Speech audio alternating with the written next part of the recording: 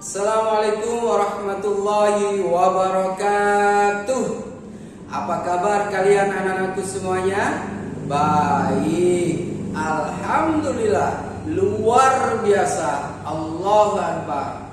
Anak-anakku yang solih dan solihah, hari ini kita belajar tema 2, subtema 2, pembelajaran 5 dan 6. Di pembelajaran 5 dan 6 ini nanti kalian akan belajar muatan bahasa Indonesia, muatan PPKN, dan muatan matematika. Pak Guru berharap mudah-mudahan kalian tetap semangat dan selalu dalam keadaan sehat walafiat. Anak-anakku sekalian, sebelum pembelajaran dimulai, mari kita membaca doa terlebih dahulu. A'udzu billahi minasyaitonir rajim.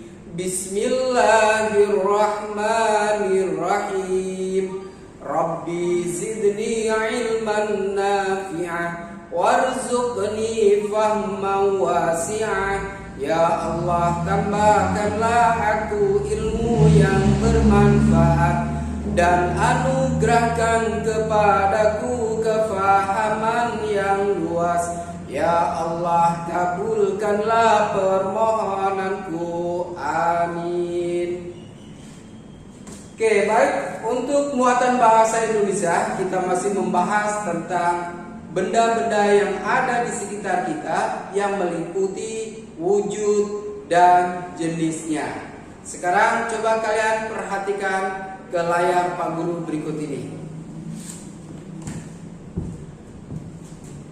Nah, anak-anak sekalian, di sini ada sebuah teks atau bacaan. Kalian bisa mendengarkan atau menyimak bacaan yang akan dibaca oleh Pak Guru, atau kalian dapat mengikuti dalam hati, ya. Kegunaan benda. Ada banyak benda di sekitar kita. Benda membuat kegiatan kita menjadi terbantu. Kita tidak bisa minum kalau tidak ada air dan gelas. Kita tidak bisa menulis kalau tidak ada buku dan pensil. Tentu kalian ingat ya, jenis benda. Di sini ada air dan gelas. Berarti air jenisnya adalah benda cair, gelas benda padat, pensil termasuk benda padat, buku juga benda padat. Oke, kita lanjut.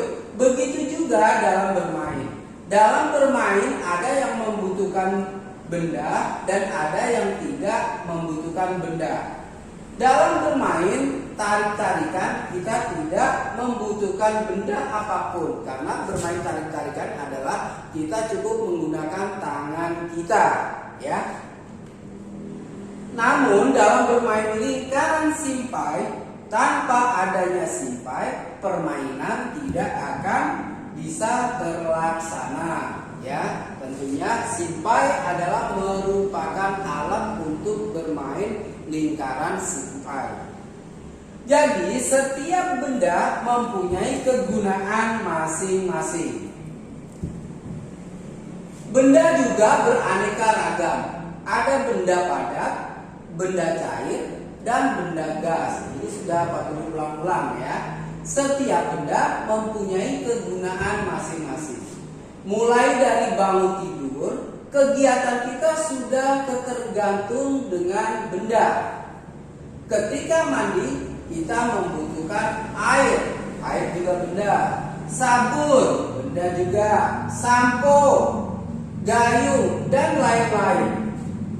Ketika memasak, ibu membutuhkan kompor, wajan, pisau, dan alat-alat masak lainnya. Ini perlu diingat bahwa kompor, pisau itu adalah alat, ya, bukan bahan. Nah, kemarin kalian sudah belajar membuat jus. Kalian harus dapat membedakan antara alat dan bahan. Ketika akan berangkat ke sekolah, kita membutuhkan seragam, sepatu, tas, buku, pensil, penggaris, dan peralatan sekolah lainnya.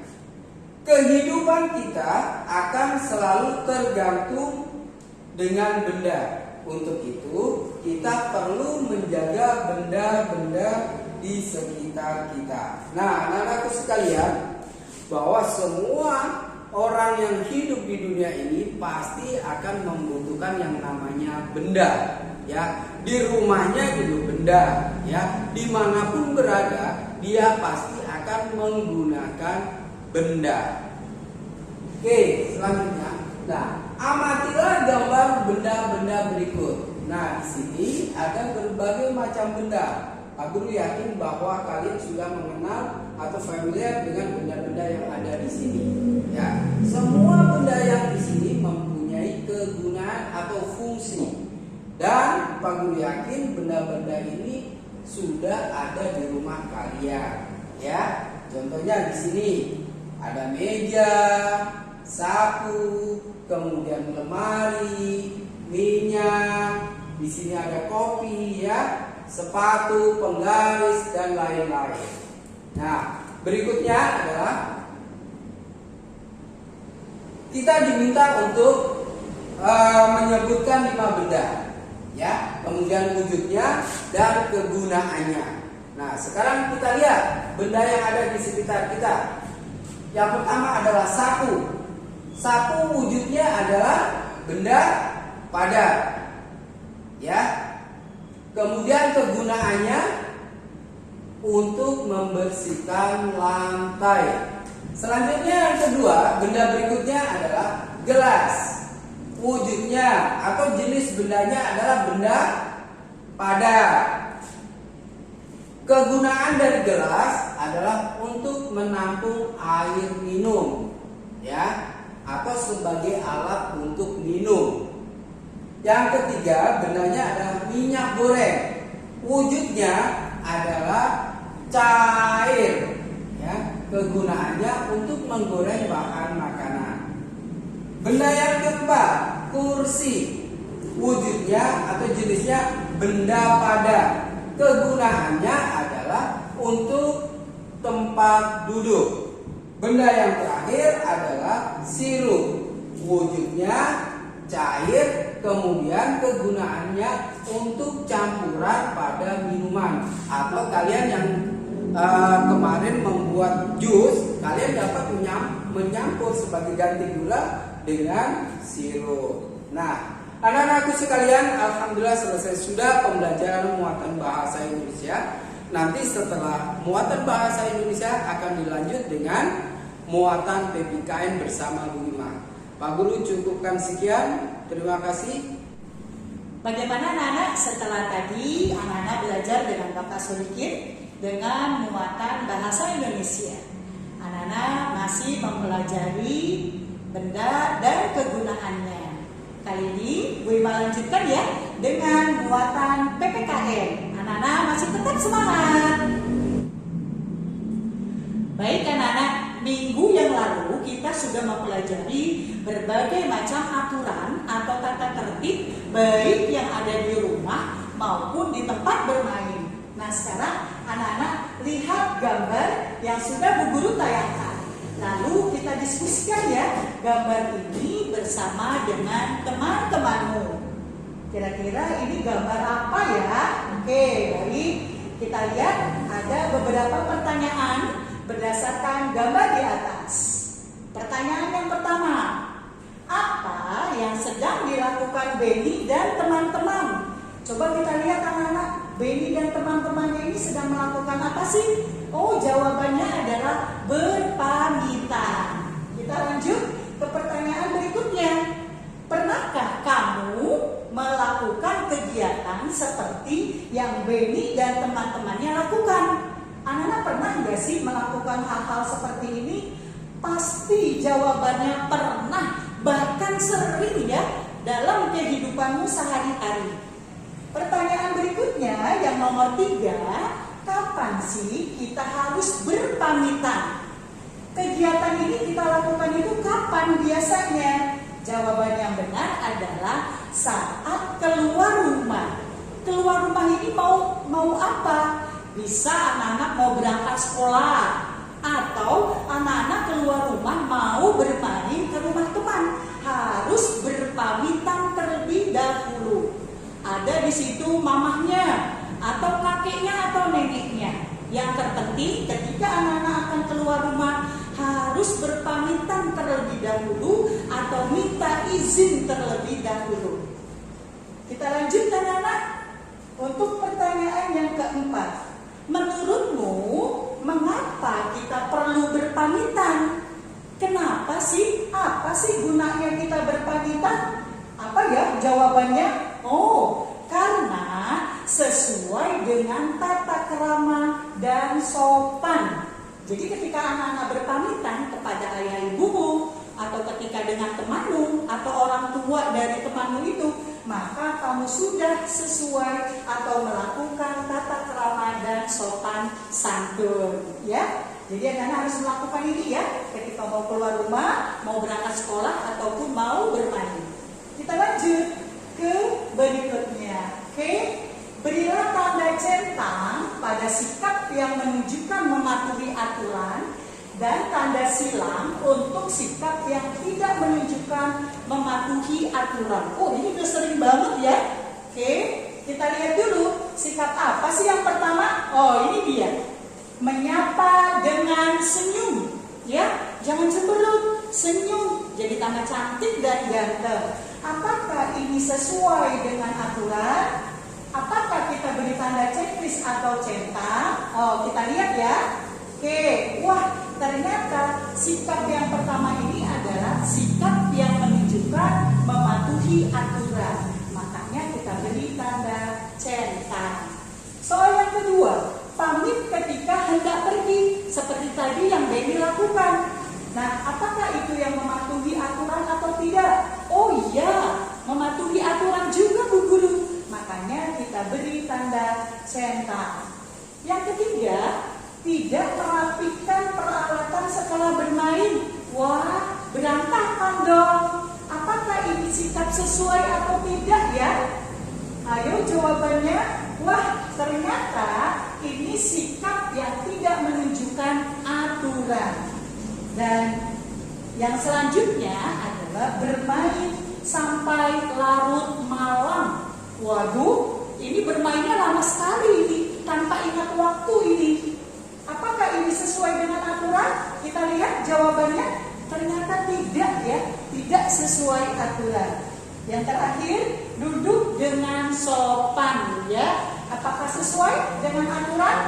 Ya, sesuai dengan aturan. Oke, anak-anak sudah paham ya tentang sikap-sikap yang sesuai aturan dan yang tidak sesuai dengan aturan. Kita masih berlanjut dengan materi berikutnya. Sekarang kita akan membaca percakapan berikut bersama teman-temanmu. Karena kita masih belajar di rumah, anak-anak bisa lakukan dengan anggota keluargamu. Mana nih percakapannya? Nah, ini dia. Percakapan antara Benny dan ibunya. Pertama Benny dulu nih nanya sama ibunya, Bu, apa manfaat aturan bagi kita? Terus kata ibunya, banyak sekali manfaatnya. Coba Benny bayangkan, jika dalam bermain tidak ada aturan, apa yang akan terjadi? Kita lihat ya, apa sih yang akan terjadi? Pasti kita akan berbuat semau kita, Bu. Nah, apa nanti akibatnya? Apa ya akibatnya? Nah, ini dia. Sebelah sini ya. Bisa bertengkar, Bu. Iya, benar. Jadi menurut Benny, apa manfaat aturan itu? Dengan adanya aturan, hidup kita akan teratur. Wah, benar sekali Benny.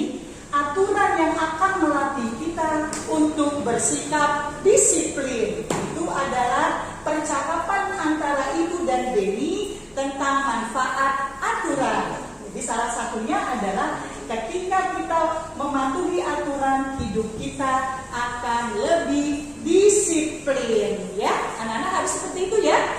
Baik anak-anak, perhatikan gambar yang ada 4 ya, ini baru ditunjukkan 2 dulu. Nanti anak-anak tuliskan pendapat anak-anak nih berdasarkan gambar. Ini Bu Ima jelaskan dulu ya gambarnya. Ini anak ini naik sepedanya terburu-buru. Kira-kira pendapatmu itu apa? Apakah atau sikap anak ini sesuai atau tidak dengan aturan. Kalau tidak sesuai, akibatnya apa? Nanti anak-anak tuliskan di sini ya. Terus kita lanjut ke gambar yang kedua. Wah, ini kok tidak tertib banget ya, membuang sampah sembarangan. Pendapatmu apa? Apakah sikap anak ini sesuai dengan aturan? Kalau tidak, kamu tuliskan. Lalu akibatnya apa? Ya, anak-anak pasti bisa. Nanti anak-anak tulis ini di buku cetakmu, ya, di halaman. Nanti kamu cari ya halamannya berapa, dan ini pasti ada, ya. Terus nanti ada lagi lanjutannya, ya. Oke, nah ini dia, ya. Ini anak sedang membantu ibunya memasak. Apakah sikap ini sesuai dengan aturan atau tidak? Bagaimana pendapatmu? Seperti gambar pertama dan kedua, kamu tuliskan pendapatmu.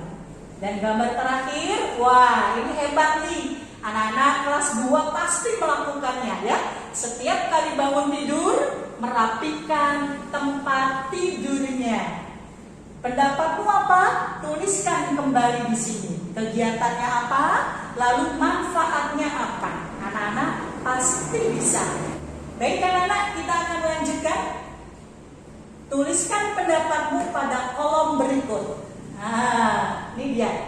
Manfaat aturan yang tadi sudah kita jelaskan dari awal, termasuk gambar dan percakapan. Apa aja sih Bu Guru manfaat aturan yang ada? Nah, kita lihat di sini. Yang pertama, hidup menjadi lebih tentram dan teratur. Betul, hidup kita jadi damai, nyaman, teratur, tidak berantakan. Apapun yang akan kamu lakukan, kegiatan atau pekerjaan apapun yang kamu lakukan, kalau sesuai aturan akan menjadi teratur dan insya Allah hidupmu akan menjadi tentram. Yang kedua apalagi ya? Oh, melatih kedisiplinan. Betul. Kamu akan bangun tidur tepat waktu, mengerjakan tugas yang diberikan Bapak Ibu Guru tepat waktu. Itu adalah salah satu manfaat mematuhi aturan. Ada lagi? Ada. Ini dia, terhindar dari bahaya.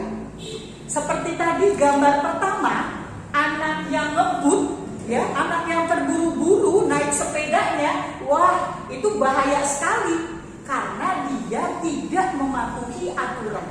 Tapi ketika anak-anak mematuhi aturan, insya Allah anak-anak terhindar dari bahaya. Apakah itu jatuh atau menabrak pohon? Wah, kasihan banget ya. Oke, kita lanjut. Melatih sikap bertanggung jawab, ya. Apapun yang diberi tugas oleh Bapak Ibu Guru atau ayah ibumu di rumah, kamu akan melaksanakannya dengan penuh tanggung jawab. Tanpa disuruh, ya. Apalagi sholat.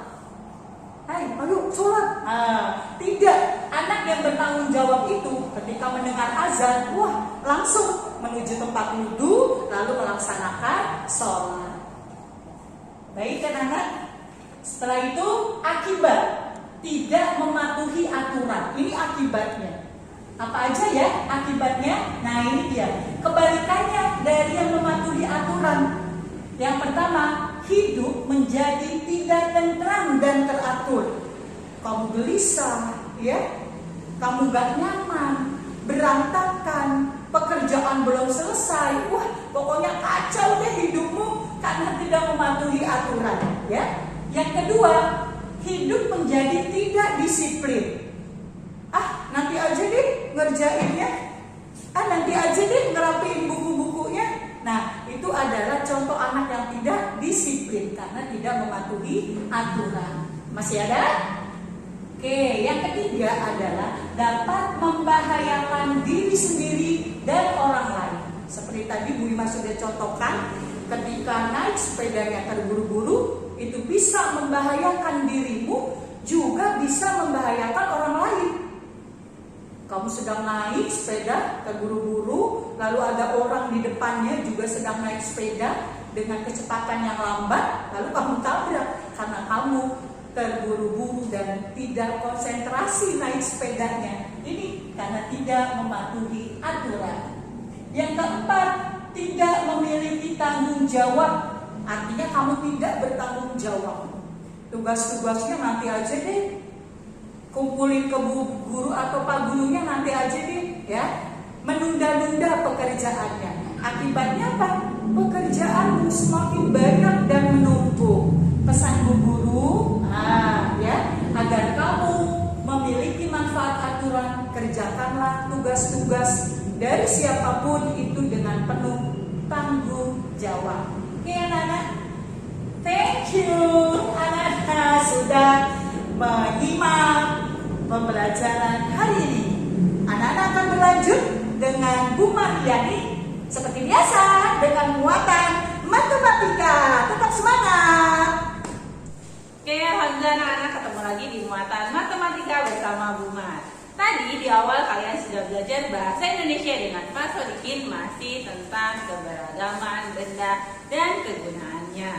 Nah, lalu tadi juga sudah dilanjutkan oleh Bu Saimah ya dengan PPKN masih mengenai aturan.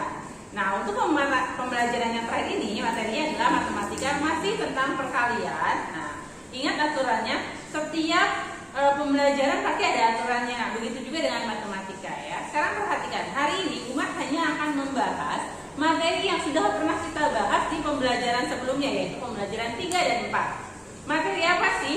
Nah, kemarin di pembelajaran 3 dan 4 kita sudah membahas tentang perkalian yang memiliki hasil yang sama tapi perkaliannya beda-beda. Nah, masih ingat ya? Kemarin ada kita belajar 16, hasilnya adalah 16 ya. Nah, lalu perkalian berapa aja hasilnya 16? Nah, kemarin juga kita belajar 16. Kalau kamu bingung, berarti dari angka 16 itu aja. 16 dikali berapa sih supaya hasilnya 16? Betul, angka 1 dikali balik. Berarti sini 1 dikali 16 ya, sama 16. Selain itu coba ingat lagi hafalkan perkaliannya. Perkalian berapa saja? Oh, perkalian 2 ada Bu Guru. 2 dikali 8 sama dengan 16. Berarti di bawahnya juga dibagi 8 dikali 2 sama dengan 16 ya. Atau berikutnya lagi ada 4 dikali 4. Nah, selain 16 misalkan Guru buat tabelnya terlebih dahulu. Anak-anak perhatikan tabelnya dibuat sama guru ya. Nah, yang di atas itu adalah hasilnya. Ingat ya, yang di atas itu adalah hasilnya. Nah, sekarang misalkan Bu Guru taruhnya adalah 24. 24 itu perkalian berapa sama berapa ya? Nah, coba. Misalkan Bu Guru di sini taruh angka 3. Nah, 3 dikali berapa yang hasilnya 24? Betul, 3 dikali 8. Berarti di bawahnya adalah 8 dikali 3, ya. Ada lagi, dulu misalnya taruh di sini angka 4. Nah, 4 dikali berapa yang hasilnya 24? Betul, 6. Berarti di bawahnya adalah 4 dikali 6. Nah, ini perkalian pada tabel ya yang kemarin kita sudah isi. Hasilnya sama, tapi nilai perkaliannya beda-beda, ya, seperti itu. Nah, lanjut di materi yang keduanya adalah kita akan membahas tentang, ini juga sudah pernah dibahas sama Bu Guru, menjawab soal cerita, ya. Oke, perhatikan contohnya.